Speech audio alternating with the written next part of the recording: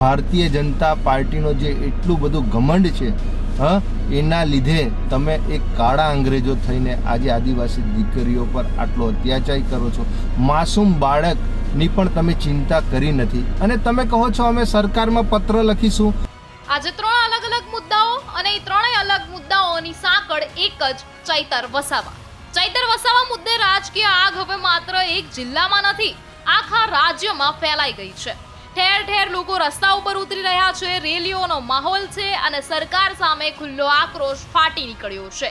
પરંતુ આખા મામલામાં સૌથી મોટો સવાલ એ છે કે શું આ માત્ર એક કેસ છે કે પછી કોઈ મોટું રાજકીય કાવતરું ચાલી રહ્યું છે? દરેક પ્રશ્નના જવાબ જાણો આ અહેવાલમાં. શું છે સમગ્ર મામલો તેની વિગતવાર ચર્ચા કરી. શું આ માત્ર એક કાનૂની કેસ છે કે પછી આખા આદિવાસી સમાજના સ્વાભિમાનનો પ્રશ્ન બની ગયો છે? કારણ કે આજે રાજ્યના અનેક વિસ્તારોમાં એક જ નામને લઈને લોકો રસ્તા પર છે, ચૈતર વસાવા. ઠેર ઠેર વિરોધ રેલીઓ નીકળી રહી છે, સરકાર સામે ખુલ્લેઆમ નારેબાજી થઈ રહી છે અને એક જ માંગ ઉઠી રહી છે કે ચૈતર વસાવાને ખોટી રીતે સજા આપવામાં આવી છે. માત્ર એક નેતાની વાત નથી, હવે સમગ્ર આદિવાસી સમાજ અને મોટી સંખ્યામાં યુવાનો આ લડાઈમાં જોડાઈ રહ્યા છે.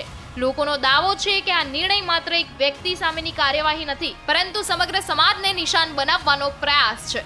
લોકોમાં સૌથી વધુ ચર્ચા જે મુદ્દે થઈ રહી છે તે એક નાની બાળકીની માતાની ધરપકડ. સરકાર સામે આ મુદ્દે સીધો સવાલ ઉઠી રહ્યો છે. રાજ્યના અનેક વિસ્તારોમાં હવે લોકો ખુલ્લેઆમ સરકાર સામે રોષ વ્યક્ત કરી રહ્યા છે. વિરોધ પ્રદર્શનમાં એક જ અવાજ સંભળાઈ રહ્યો છે, ન્યાય જોઈએ, અન્યાય નહીં. આખરે લોકો આટલા આક્રોશિત કેમ છે? શું ખરેખર ચૈતર વસાવા સાથે અન્યાય થયો હોવાનો લોકોનો દાવો છે કે પછી આ સમગ્ર મામલો માત્ર રાજકીય આક્ષેપો અને પ્રત્યાક્ષેપો સુધી સીમિત છે? બીજી તરફ આ સમગ્ર મુદ્દે રાજકીય ઘમાસાણ પણ ચરમસીમાએ પહોંચી ગયું છે. ભાજપના સાંસદ મનસુખ વસાવાએ સીધો આરોપ લગાવતા કહ્યું હતું કે આ સમગ્ર પરિસ્થિતિ માટે આમ આદમી પાર્ટી જ જવાબદાર છે. તેમનું કહેવું હતું કે જ્યારે ચૈતર વસાવા મુશ્કેલીમાં હતા ત્યારે તેમની સાથે કોઈ નહોતું ઊભું, પરંતુ હવે ખૂણે ખૂણેથી આમ આદમી પાર્ટીના નેતાઓ અને કાર્યકરો રાજકીય રોટલા શેકવા માટે બહાર આવી રહ્યા છે, જેનો હવે કોઈ અર્થ નથી. પરંતુ મનસુખ વસાવાના આ નિવેદન બાદ આમ આદમી પાર્ટી પણ આક્રમક અંદાજમાં મેદાનમાં આવી ગઈ છે.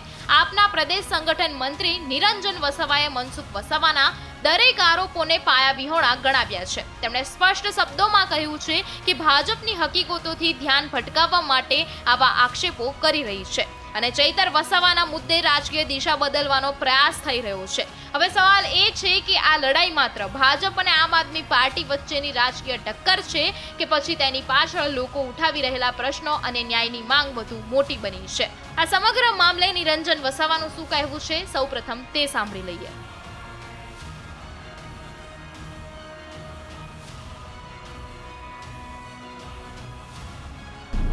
મનસુખ વસાવા જે મીડિયામાં બાઇટ આપી અને જે આમ આદમી પાર્ટી પર અરવિંદ કેજરીવાલજી, ઈસુદાન ગઢવી, ગોપાલ ઇટાલિયાજી અને તમામ આગેવાનો પર જે આક્ષેપો કરે છે એ તદ્દન પાયાવિહોણ. ત્યારે આ સાંસદ મનસુખ વસાવાને અમે કહેવા માંગીએ છીએ, જો તમને આદિવાસી દીકરીઓની એટલી બધી ચિંતા હોય તો આજે તમે બેટી બચાવો, બેટી પઢાઓની મોટી મોટી વાતો કરો છો.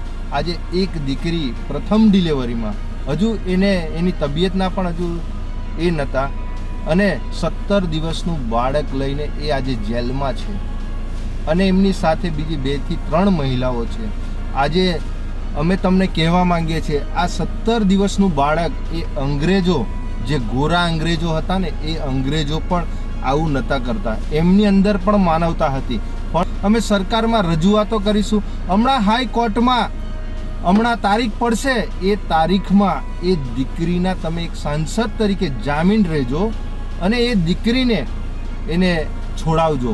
તો આજે દરેક સમાજના લોકો પણ કહેશે કે ખરેખર આ સાંસદ અને આ ભારતીય જનતા પાર્ટી આ દીકરીઓની ચિંતા કરે છે.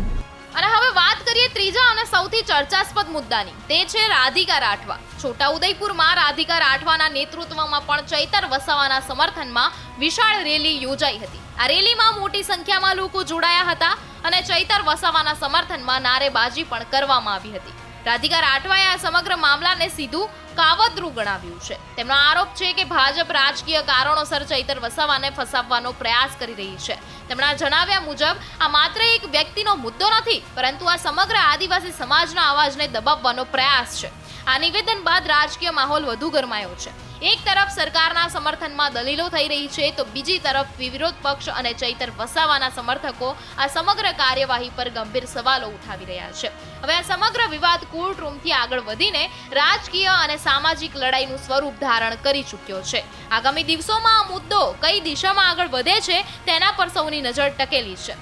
હવે સવાલ માત્ર ચૈતર વસાવાનો નથી, સવાલ ન્યાય, રાજકારણ અને લોકોના વિશ્વાસનો છે. એક તરફ સરકાર પોતાની કાર્યવાહી પર અડગ છે, તો બીજી તરફ રસ્તા પર ઉતરેલા લોકો તેને અન્યાય ગણાવી રહ્યા છે. આખરે સત્ય શું છે તેનો જવાબ તપાસ અને કોર્ટની પ્રક્રિયા બાદ જ સામે આવશે. પરંતુ હાલ એટલું સ્પષ્ટ છે કે ચૈતર વસાવાનો મુદ્દો હવે માત્ર એક કેસ નહીં, ગુજરાતના રાજકારણનો સૌથી ચર્ચાસ્પદ મુદ્દો બની ગયો છે. તમારું આ વિશે શું માનવું છે તેમને કમેન્ટ કરીને જરૂરથી જણાવજો. આવી જ અવનવી અપડેટ માટે જોતા રહો GS TV. હું આપની સાથે કાવ્યા શાહ.